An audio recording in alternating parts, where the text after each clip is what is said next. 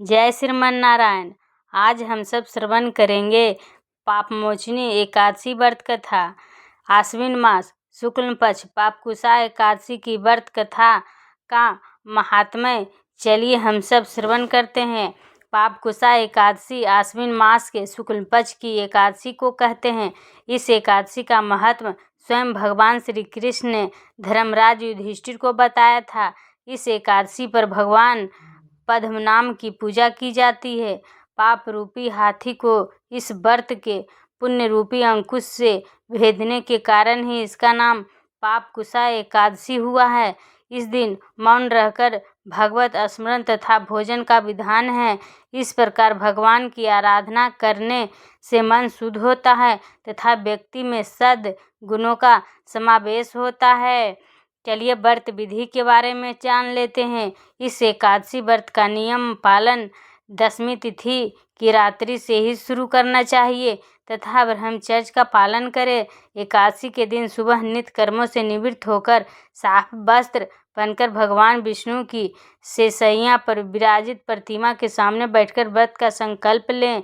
इस दिन यथासंभव उपवास करें। उपवास में अन्न ग्रहण नहीं करना चाहिए। संभव न हो तो बढ़ती एक समय फलाहार कर सकते हैं। इसके बाद भगवान पद्मनाम की पूजा विधि विधान से करनी चाहिए। यदि व्रत करने वाला पूजन करने में असमर्थ हो तो पूजन किसी योग ब्राह्मण से भी करवाया जा सकता है। भगवान विष्णु को पंचामृत से स्नान कराना चाहिए। स्नान के बाद उनके चरणामृत को व्रती अपने और परिवार के सभी सदस्यों के अंगों पर छिड़कें और उस चरणामृत का पान करें। इसके बाद भगवान को गंध पुष्प धूप दीपक नैवेद्य आदि पूजन सामग्री अर्पित करें। विष्णु सहस्त्रनाम का जप एवं उनकी कथा सुने।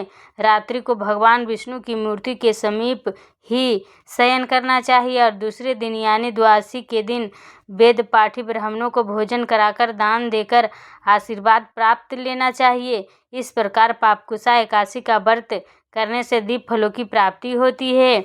चलिए अब सुनते हैं पापकुशा एकादशी व्रत कथा।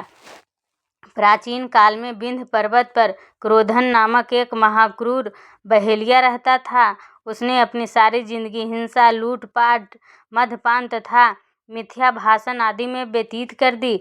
जब जीवन का अंतिम समय आया तब यमराज ने अपने दूतों से कहा कि वे क्रोधन को ले आएं। यमदूतों ने क्रोधन को बता दिया कि कल तेरा अंतिम दिन है। मृत्यु के भय से भयभीत वह बहेलिया महर्षि अंगिरा की शरण में उनके आश्रम जा पहुंचा। महर्षि ने उसके अनुनय विनय से प्रसन्न होकर उस पर कृपा करके उसे अगले दिन ही आने वाली आश्विन शुक्ल एकादशी का विधि पूर्वक व्रत करने को कहा। इस प्रकार वह महापातकी व्याध पापकुशा एकादशी का व्रत पूजन कर भगवान की कृपा से विष्णु लोक को गया। उधर यमदूत इस चमत्कार को देख हाथ मलते रह गए और बिना क्रोधन के यमलोक वापस लौट गए। ये थी पापकुशा एकादशी का व्रत कथा जो पूर्ण हुई। चलिए एक अन्य कथा और सुनते हैं पापमोचनी व्रत कथा। एक बार युधिष्ठिर ने श्री कृष्ण से पूछा कि आश्विन शुक्ल पक्ष की एकादशी का क्या महत्व है और इस अवसर पर किसकी पूजा होती है एवं इस व्रत कथा का क्या लाभ है। तो युधिष्ठिर की मधुर वाणी को सुनकर गुणातीत श्री कृष्ण भगवान बोले।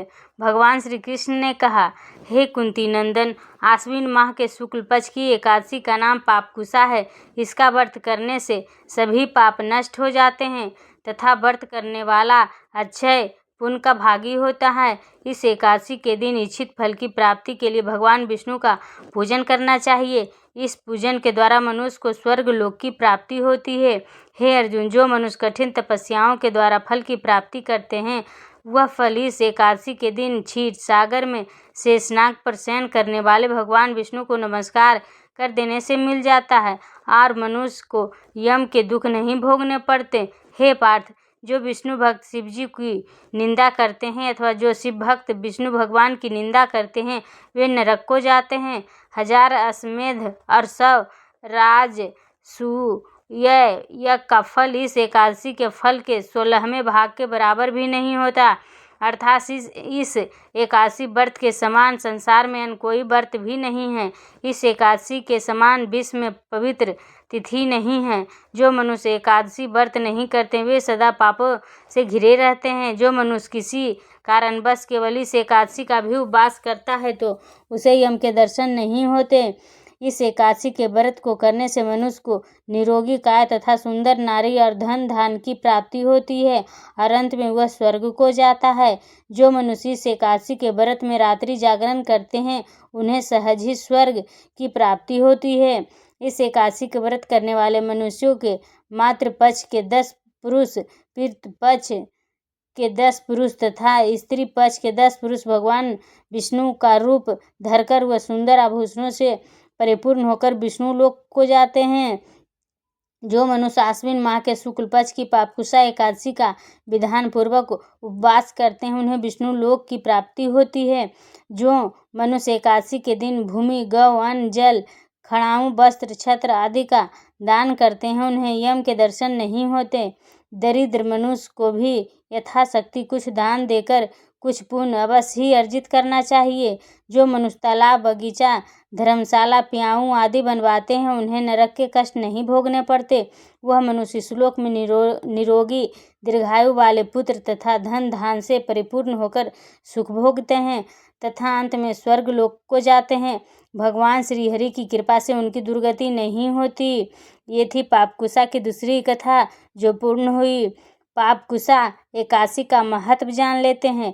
पापकुशा एकादशी के दिन भगवान विष्णु की श्रद्धा और भक्ति भाव से पूजा तथा ब्राह्मणों को उत्तम दान व दक्षिणा देनी चाहिए।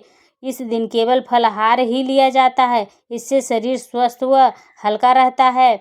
इस एकादशी के व्रत रहने से भगवान समस्त पापों को नष्ट कर देते हैं। अर्थात यह एकादशी पापों का नाश करने वाली कही गई है।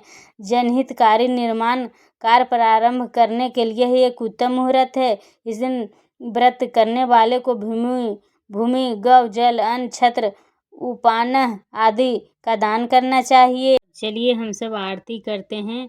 विष्णु भगवान जी की आरती। ओम जय जगदीश हरे स्वामी जय जगदीश हरे। भक्तजनों के संकट क्षण में दूर करे। जो ध्यावे फल पावे दुख बिन से मन का। सुख संपत्ति घर आवे कष्ट मिटे तन का। ओम जय जगदीश हरे स्वामी जय जगदीश हरे। माते पिता तुम मेरे शरण गहूँ किसकी। तुम बिनु और न दूजा आस करूँ जिसकी। ओम जय जगदीश हरे स्वामी जय जगदीश हरे। तुम पूर्ण परमात्मा तुम अंतर्यामी। ब्रह्मा परमेश्वर तुम सबके स्वामी। ओम जय जगदीश हरे स्वामी जय जगदीश हरे। तुम करुणा के सागर तुम पालन करता। मैं मूर्ख खल कामी कृपा करो भरता। ओम जय जगदीश हरे स्वामी जय जगदीश हरे। तुम हो एक अगोचर सबके प्राणपति। किस विधि मिलूं दया मैं तुमको मैं कुमति। ओम जय जगदीश हरे स्वामी जय जगदीश हरे। दीन बंधु दुख हरता तुम ठाकुर मेरे। अपने हाथ उठाओ द्वार पड़ा तेरे। ओम जय जगदीश हरे स्वामी जय जगदीश हरे। विषय विकार मिटाओ पाप हरो देवा। शक्ति भक्ति बढ़ाओ संतन की सेवा।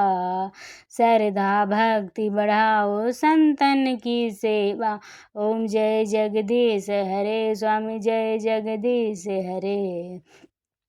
तन मन धन और संपत्ति सब कुछ है तेरा। तेरा तुझको अर्पण क्या लागे मेरा। ओम जय जगदीश हरे स्वामी जय जगदीश हरे। जगदीश्वर जी की आरती जो कोई नर गावे। कहत शिवानंद स्वामी मन वांछित फल पावे। जगदीश हरे स्वामी जय जगदीश हरे। ये थी विष्णु भगवान जी की आरती जो पूर्ण हुई। तो आप हमें कमेंट करके बस बताइए। हमारा वीडियो आपको कैसा लगा? अगर पसंद आई हो तो वीडियो को प्लीज़ लाइक सब्सक्राइब शेयर कीजिए, ज़्यादा से ज़्यादा कमेंट कीजिए।